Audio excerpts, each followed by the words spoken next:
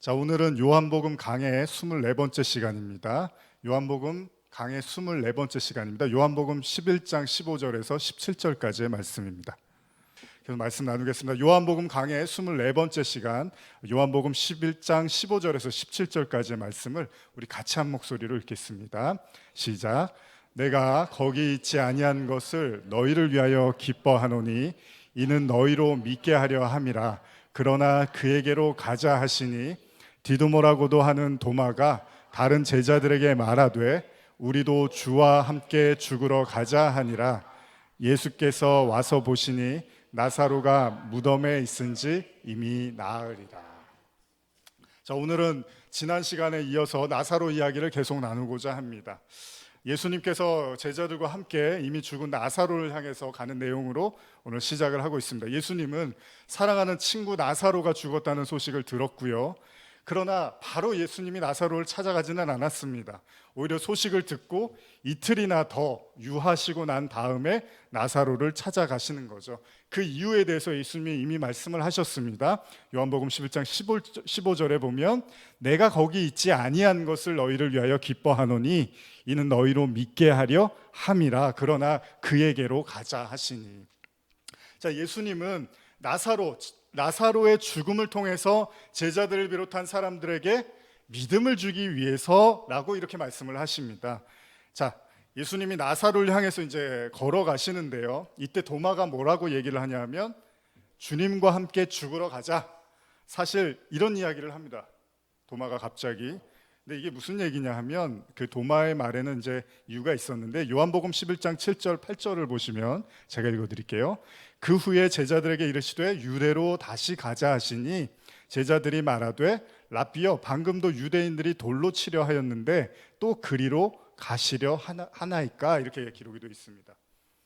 자, 그러니까 유대로 향하는 발걸음, 무슨 얘기하냐면 방금 예수님이 유대에서 오셨는데 사람들이 예수님을 싫어해서 돌로 쳐서 죽이려고 했어요. 이 장면에 대해서 도마가 떠올리면서 그럼 우리가 유대로 다시 돌아가면 죽을 수도 있겠구나라고 생각을 했고, 그래서 도마가 죽으러 갑시다 라고 이야기를 한 거죠. 그러니까 일종의 영웅 심리 같기도 하고 한편으로는 결의를 다지는 거죠. 또 한편으로는 좀 가벼워 보이는 말처럼 들리기도 합니다. 어쨌든 간에 도마는 나사로의 죽음보다는 자신들의 처지에 대한 걱정을 먼저 하고 있었다는 거죠. 여러분, 예수님하고 따라다녔던 제자들은요, 기적이야 늘상 있는 일이었습니다. 그리고 예수님께서 종횡무진 하시는 것도 항상 있는 일이었어요. 예수님은 뭐 아무데나 막 가셨으니까요. 새로울 것이 없었습니다. 그런데 그 예수님의 발걸음에 또 따라다니는 것이 있었는데 그게 뭐냐면 유대인들의 핍박이었습니다. 그러니까 가는 곳마다 사람들이 돌을 던지려고 한 것을 항상 제자들은 봤어요. 그걸 본 제자 중에 하나인 도마로서는 다시 유대로 간다는 것은 매우 불안한 일이었다는 것입니다. 그래서 이제 예수님은 지금 나사로를 살리러 가겠다고 하시는데 도마는 뭐라고 합니까? 죽으러 가자 이렇게 얘기를 하는 거예요. 그만큼 도마는 사역이 어려웠다라는 거예요. 그러니까 예수님을 쫓아다니는 게 좀 불안하고 힘들었다라는 얘기를 하고 있는 겁니다.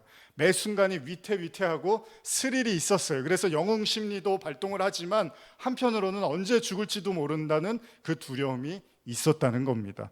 자, 요한복음 11장 17절에서 21절을 한번 같이 읽겠습니다. 시작. 예수께서 와서 보시니 나사로가 무덤에 있은지 이미 사흘이라.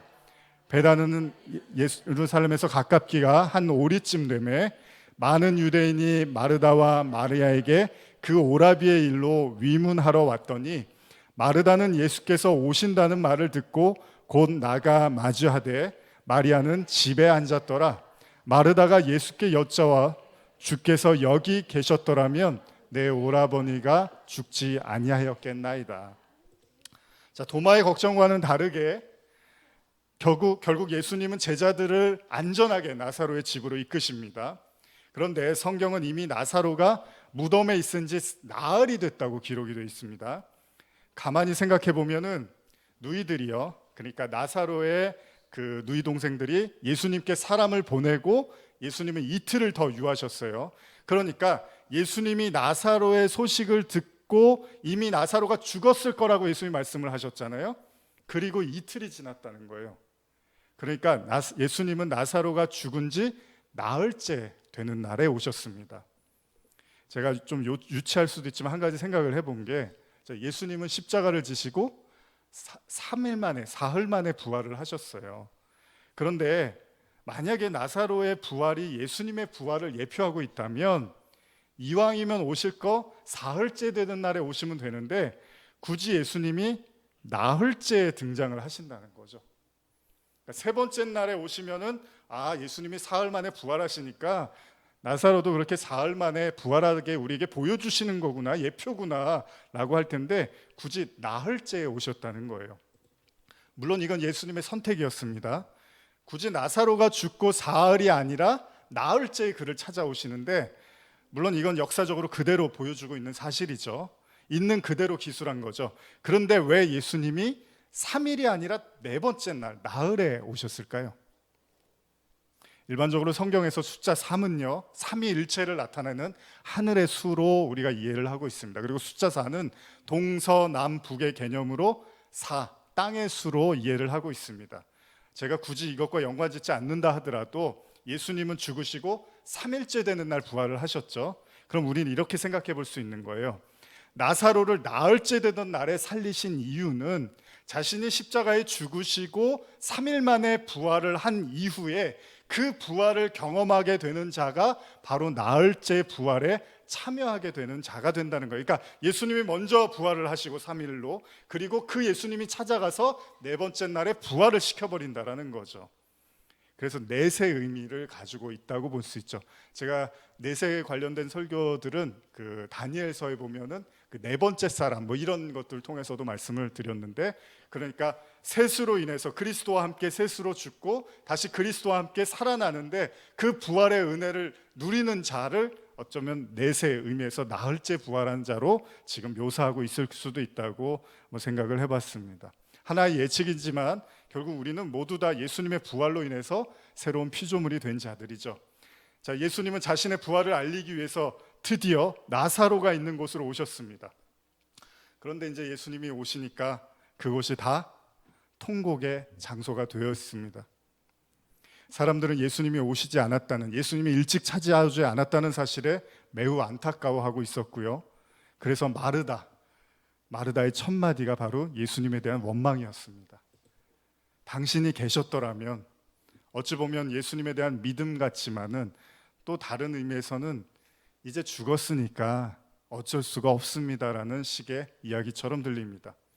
다시 말하면 천하의 예수도 죽은 시신 앞에서 뭘 할 수 있겠냐는 말이죠. 그래서 마르다가 이런 말을 합니다. 요한복음 11장 22절에서 24절 같이 한번 읽어보겠습니다. 그러나 나는 이제라도 주께서 무엇이든지 하나님께 구하시는 것을 하나님이 주실 줄을 아나이다. 예수께서 이르시되 내 오라비가 다시 살아나리라. 마르다가 이르되 마지막 날 부활 때에는 다시 살아날 줄을 내가 아나이다. 자, 그럼에도 마르다는 여전히 예수님에 대한 기대를 저버리고 있지는 않는 것 같습니다. 이제라도 구한다면 하나님께서 무언가를 일으키실 겁니다. 마르다는 예수님께 고백을 합니다. 그러자 예수님이 말씀을 하시죠. 내 오라비가 다시 살아날 거야. 근데 마르다는 이 말의 의미가 잘 전달이 안 됐습니다. 마르다에게는. 그래서 이렇게 말합니다. 그렇죠. 마지막 날에 부활할 걸 제가 압니다. 자, 예수님의 시간과 마르다의 시간이 다른데 예수님은 지금이라고 얘기를 하신 거고 마르다는 미래에 알 수 없는 어떤 시간을 지금 이야기하고 있습니다. 그러니까 두 사람의 시간의 간격이 너무나 지금 큰 상태라는 거죠. 여러분, 성경에 보면은 듣기는 들어도 깨닫지 못하다는 말이 계속 등장을 하거든요.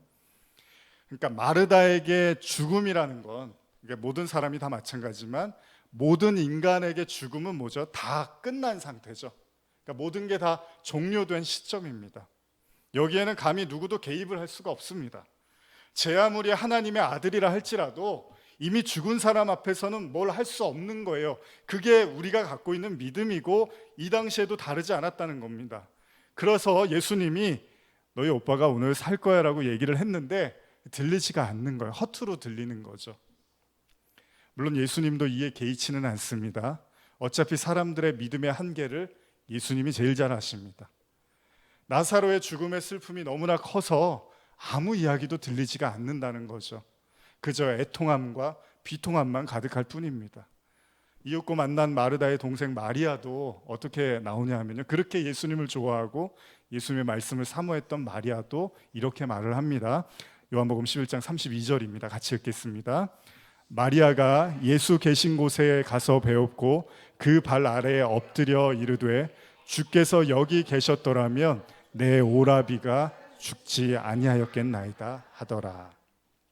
자, 마리아 역시도 원망 섞인 말처럼 들리는 이야기를 하죠. 뭐 이런 겁니다. 왜 살아있을 때 오지 않았습니까? 왜 우리가 찾을 때 오지 않았습니까? 왜 서두르지 않으셨습니까? 예수님을 대하는 그녀의 마음이 매우 복잡합니다. 지금 다른 사람들도 마찬가지겠지만, 아니 천하의 예수가 왜 친구 나사로, 사랑하는 친구 나사로를 그렇게 죽게 내버려뒀을까? 모두의 생각이 다 비슷했던 것 같습니다. 계속 한번 읽어보겠습니다. 요한복음 11장 33절에서 35절입니다. 시작.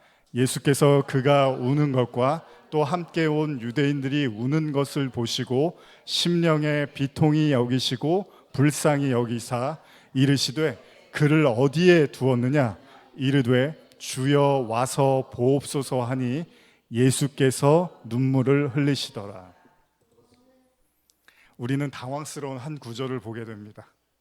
예수님이 눈물을 흘리셨다고 기록이 되어 있습니다. 왜 우셨을까요?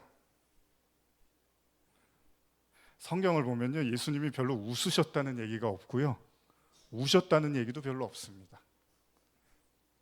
가끔 등장하는 우셨던 기록이 좀 있는데요, 그 중에 하나가 이제 오늘 본문이고요. 그 이유를 예수님께서 이렇게 기록을 하고 있습니다. 성경은 예수께서 33절인데 예수께서 그가 우는 것과 또 함께 온 유대인들이 우는 것을 보시고 심령에 비통히 여기시고 불쌍히 여기사. 자, 이걸 가만히 보면 예수님이 지금 나사로 무덤 앞에서 눈물을 흘리시는데, 나사로가 죽은 거에 대해서 눈물을 흘리는 것보다는 주변 사람들이 모두 다 비통해하고 있는, 절망 속에 빠져 있는 모습을 보고 비통해서 우셨다라는 의미로 좀 보입니다.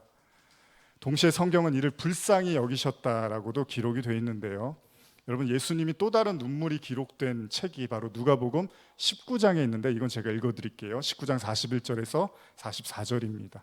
가까이 오사 성을 보시고 우시며 이르시되 너도 오늘 평화에 관한 일을 알았더라면 좋을 뻔하였거니와 지금 내 눈에 숨겨졌도다.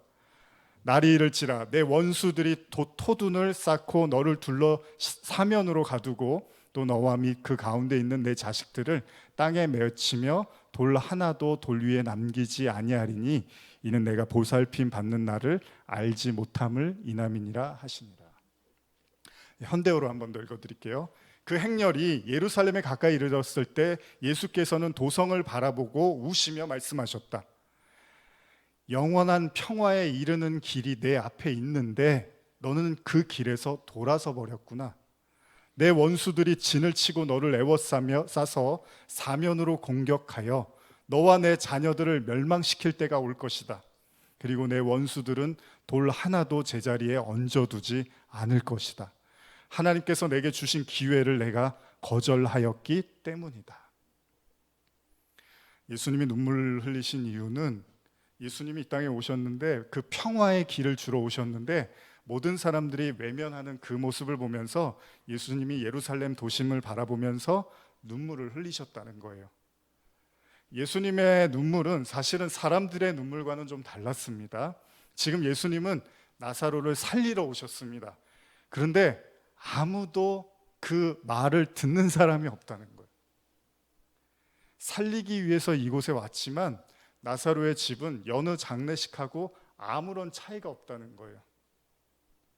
왜냐하면 그들이 주목하는 건 하나님의 아들이고 빛이고 생명이고 능력이신 예수님에 대한 그런 믿음이 있다 하더라도 거기에 관심이 있는 게 아니라 지금 죽어나간 나사로가 훨씬 더 크게 보인다는 거예요.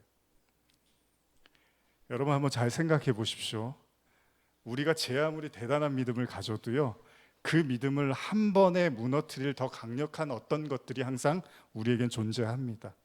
오늘 본문은 그것을 죽음이라고 이야기합니다. 죽음에 대한 두려움과 공포와 비통함에 휩싸인 사람들에게 예수에 대한 희망이라든지 예수에 대한 기대는 절대로 가질 수가 없죠.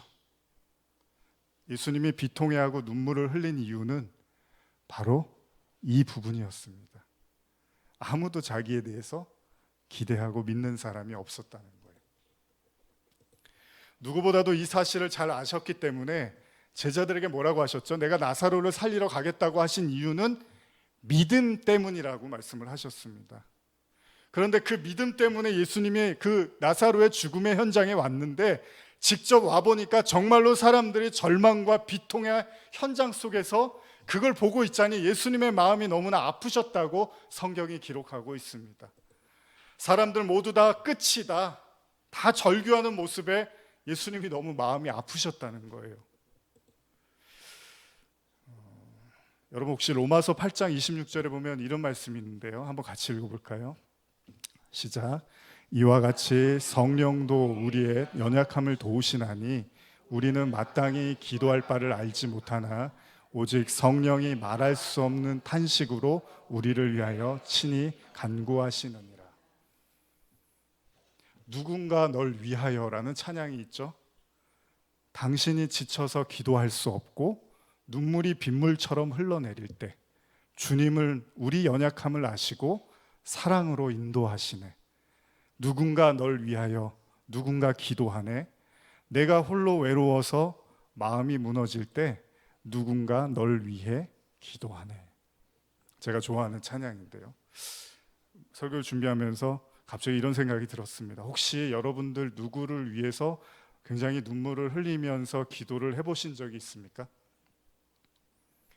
아니면 반대로 누군가 여러분들을 위해서 목 놓아 기도하며 괴로워하는 걸 본 적이 있으십니까? 제가 프랑스에 있을 때 파리에서 갑자기 테러가 났습니다. 한국 시간하고 달라서 아마 시간차가 좀 있었는데 문자가 오기 시작합니다. 그때 문자 보내신 분들이 저를 정말 아끼는 분들이구나.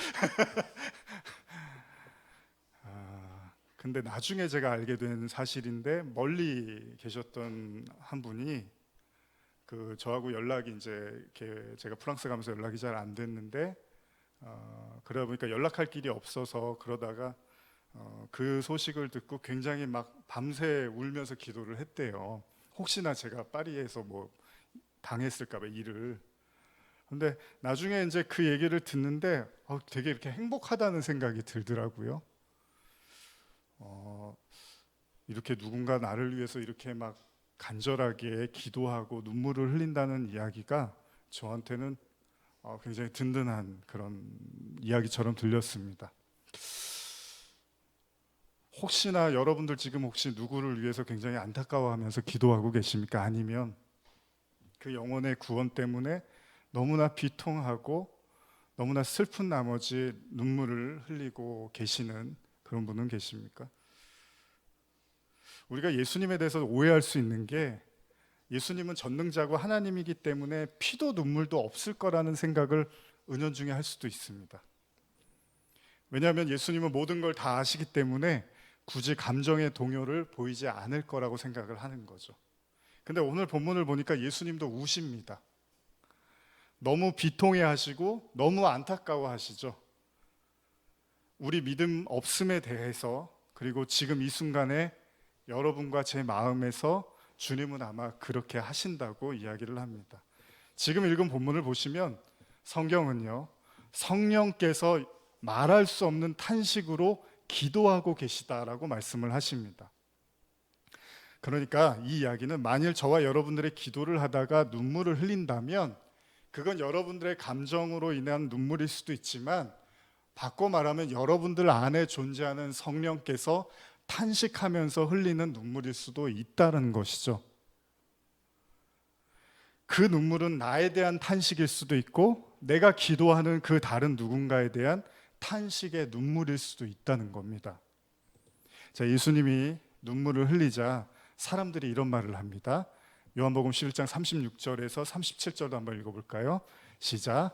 이에 유대인들이 말하되 보라 그를 얼마나 사랑하셨는가 하며 그중 어떤 이는 말하되 맹인의 눈을 뜨게 한 이 사람이 그 사람은 죽지 않게 할 수 없었더냐 하더라.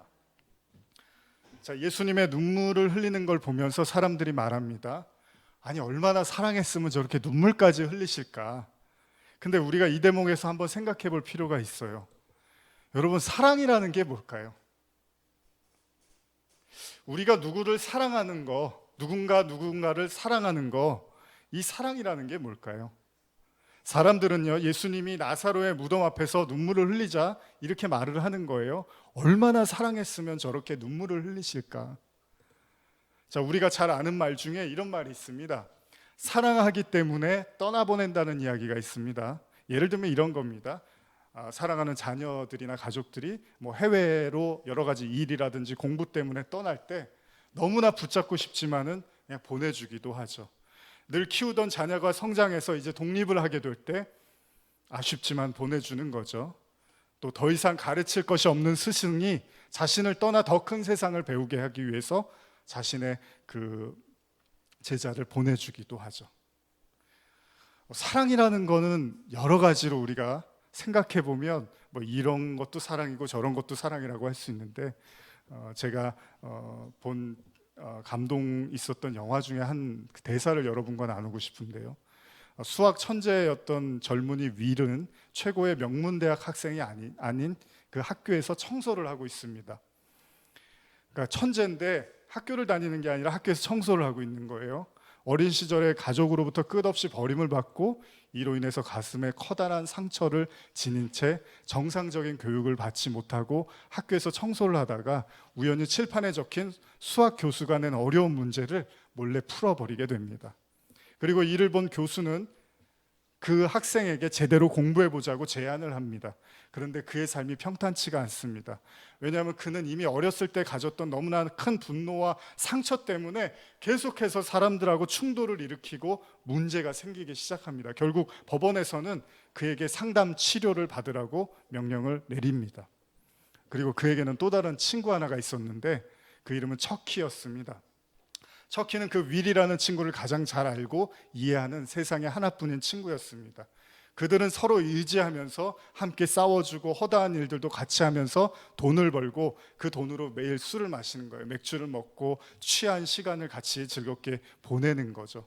가족 같은 친구였습니다.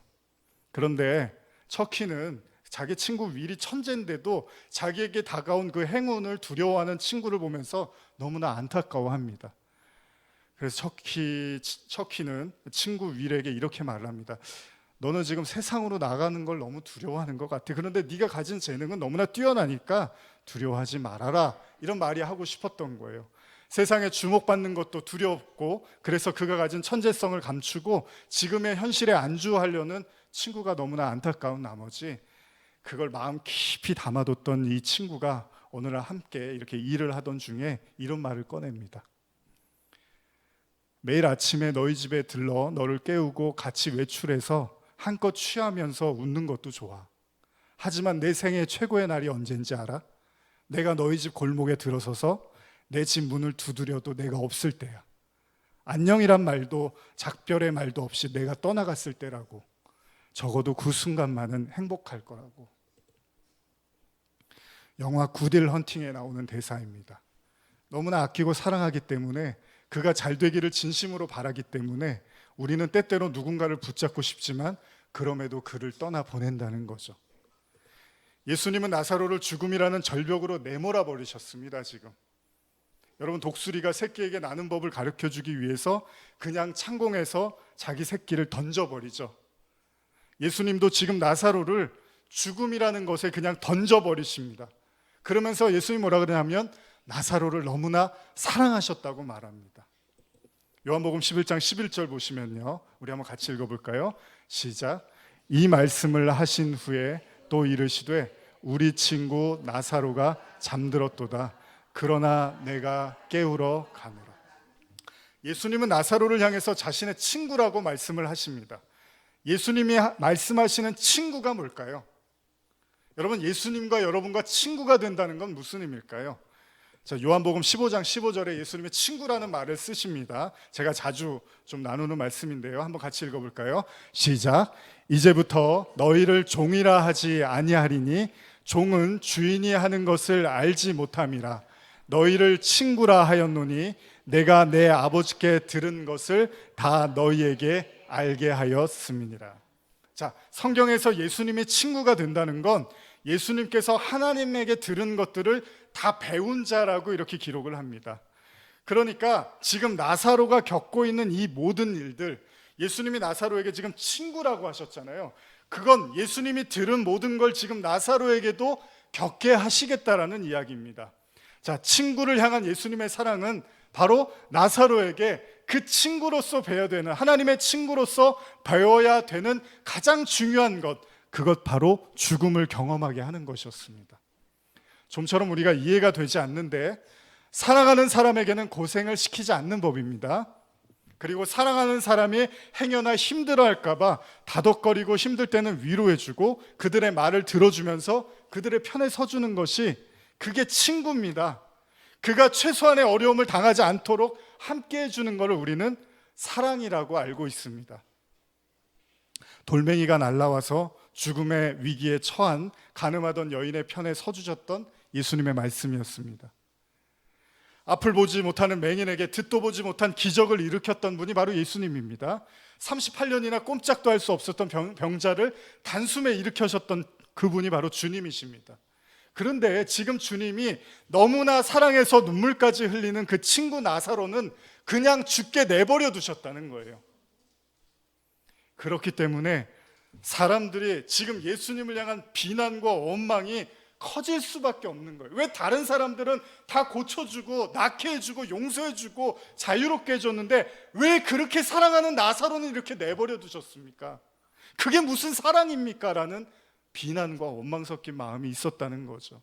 그래서 사람들이 말을 하죠. 대표적인 말이 17장 37절입니다. 같이 한번 읽겠습니다. 시작. 그중 어떤 이는 말하되 맹인의 눈을 뜨게 한 이 사람이 그 사람은 죽지 않게 할 수 없었더냐. 예수님에게 원망 섞인 말을 하고 있는데 사실 예수님의 의도가 있었던 거잖아요.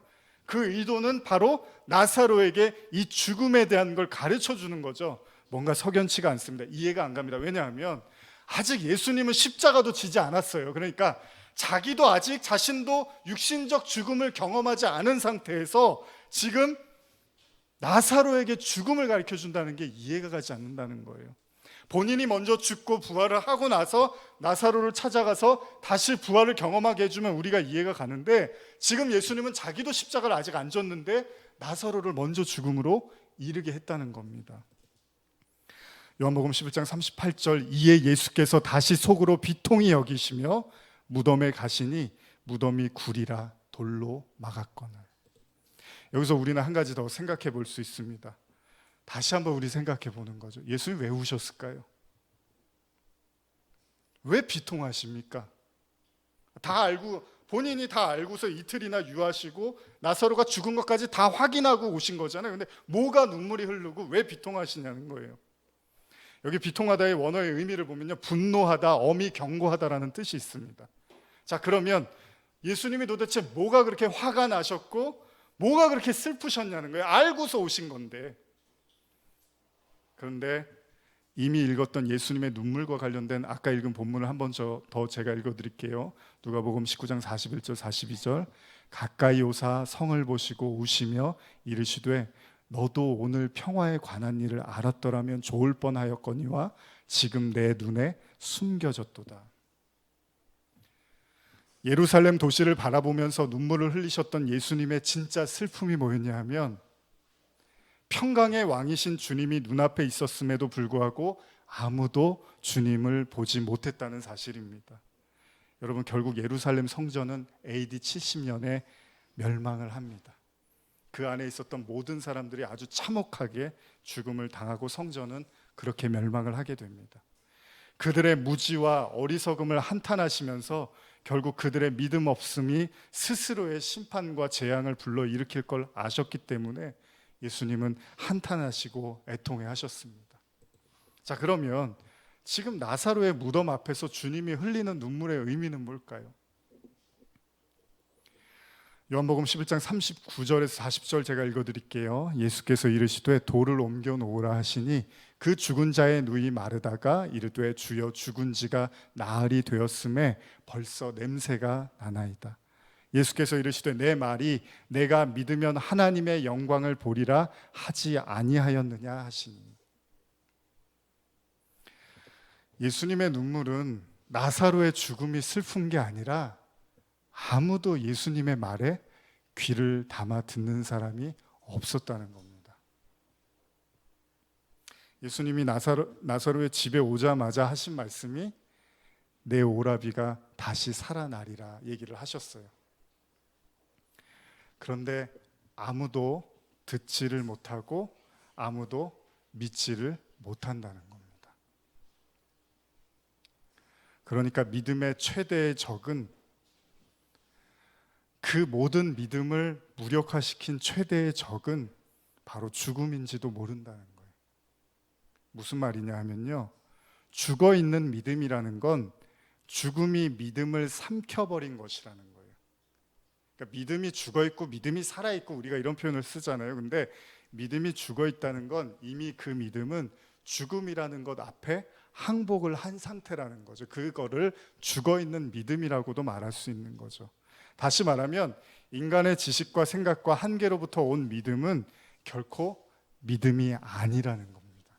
우린 지난주에도 이 말씀을 나눴었는데 여러분 보십시오. 나사로의 무덤 앞에서 하나님의 아들이 서 있지만 아무 소용이 없다는 거예요.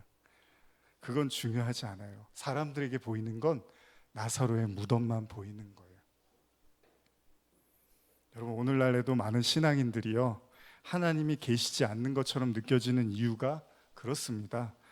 여러분 모세라는 걸출한 지도자가 있다 하더라도요, 홍해 앞에서는 믿음이 금방 바닥이 나는 법입니다. 이스라엘 백성들은 홍해에서 모세를 죽이려고 하고요, 하나님을 원망하는 정도가 아니죠. 그러니까 그들의 믿음을 삼켜버릴 수 있는 어떤 강력한 두려움과 죽음에 대한 공포는 순식간에 믿음을 무력화시켜버린다는 겁니다.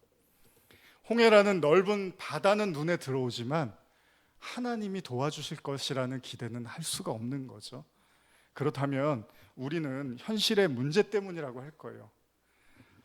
그런데 이스라엘 백성 뒤에 애굽의 군사들이 쫓아오지 않았다면 그들이 홍해를 보면서 두려워했을까요?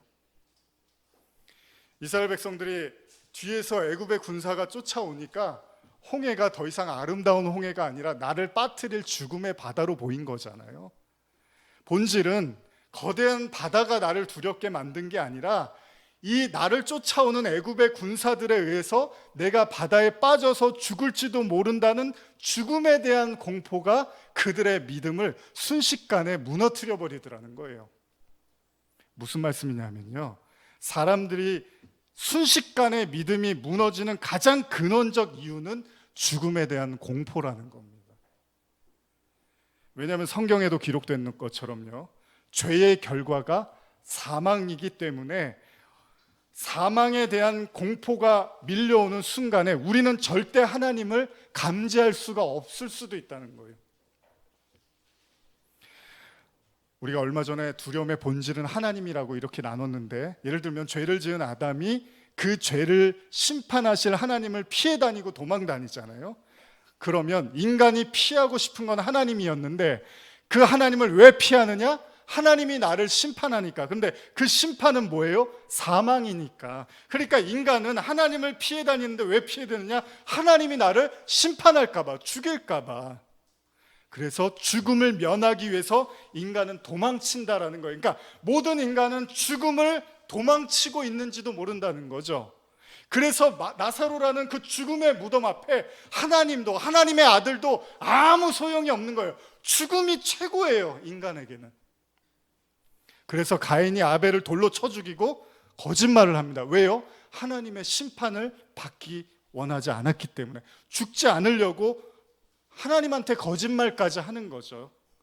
인간은 죽지 않기 위해서는 하나님에게 거짓말도 불사한다는 거예요. 인간은 살기 위해서 하나님을 속일 수도 있다는 거죠. 그래서 홍해 앞에 선 이스라엘 백성들이 아수라장이 되면서도 하나님을 원망하고 모세를 죽이려고 한 거예요. 왜? 죽을까 봐. 왜 그렇죠? 살고 싶어서. 모든 인간이 가지고 있는 생존 본능, 그것이야말로 인간이 가진 가장 원초적인 본능입니다. 여러분과 제가 가지고 있는, 그리고 모든 생명체가 가지고 있는 생존 본능. 그런데 그걸 너무나 잘 아는 예수님이 지금 나사로를 죽음의 사지로 몰아버리신 겁니다.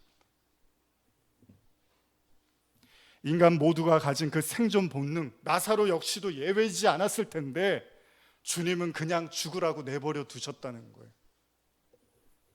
왜 그러셨을까요?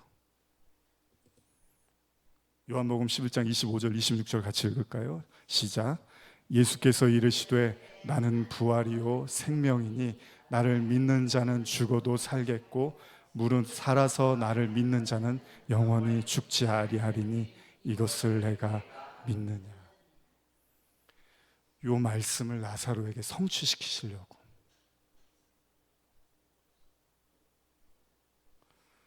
이 말씀을 나사로에게 떠먹이시려고 그를 시험의 대상으로, 표본으로, 표적으로 죽음으로 내몰아 버리셨다는 거죠. 주석을 보면 이 내용에 대해서 이렇게 기록되어 있는데요.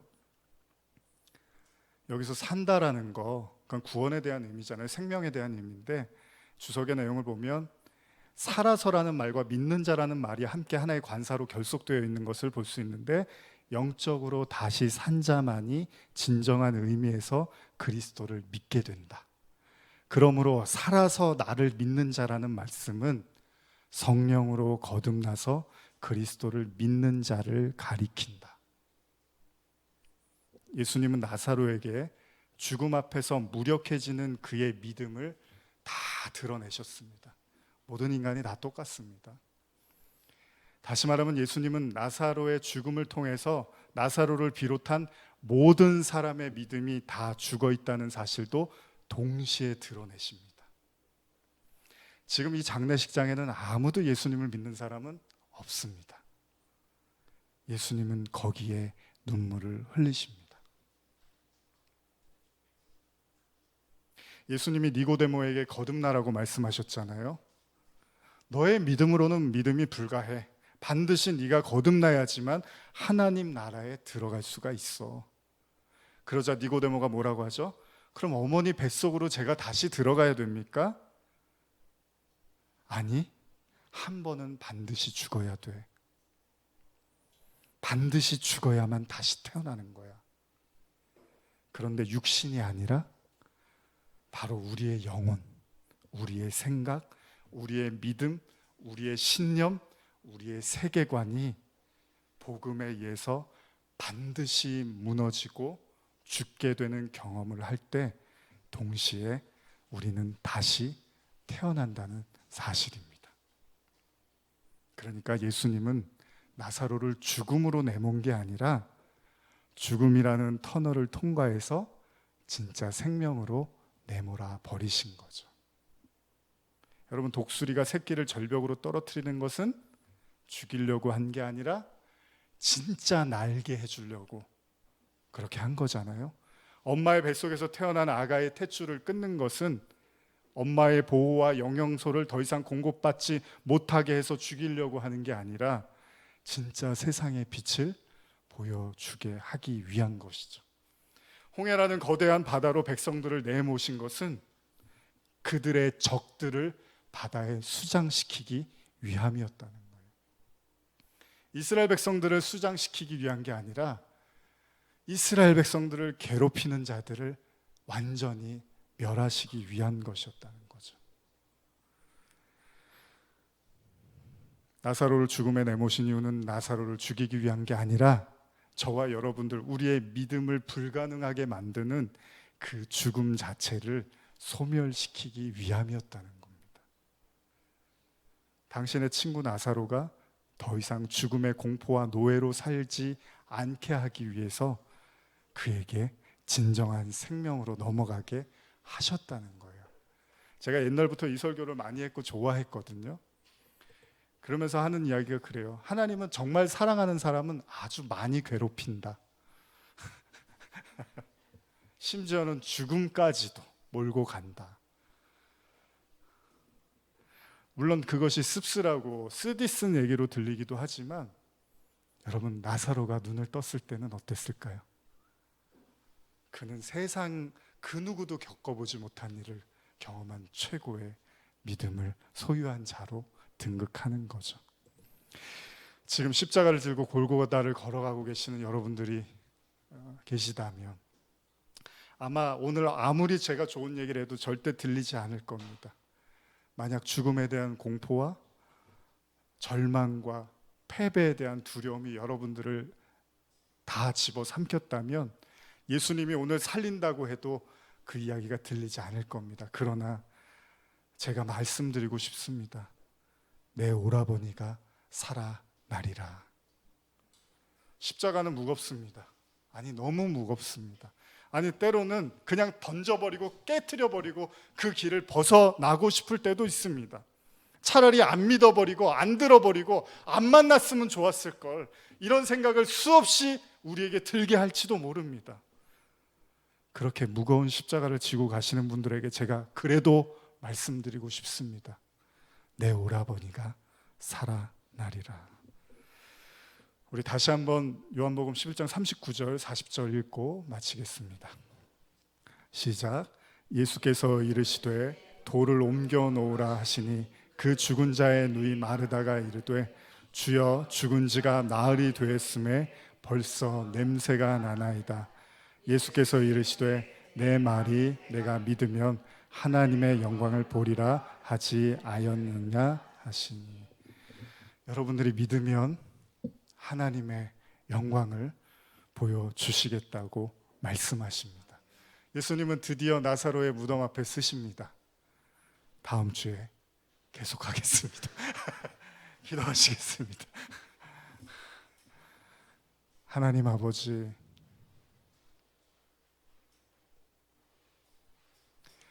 신앙인들이 가장 힘들 때가 내가 믿음이 많은 것 같았는데 그냥 무기력하게 무너질 때를 보면 많이 괴롭기도 하고 어렵기도 합니다.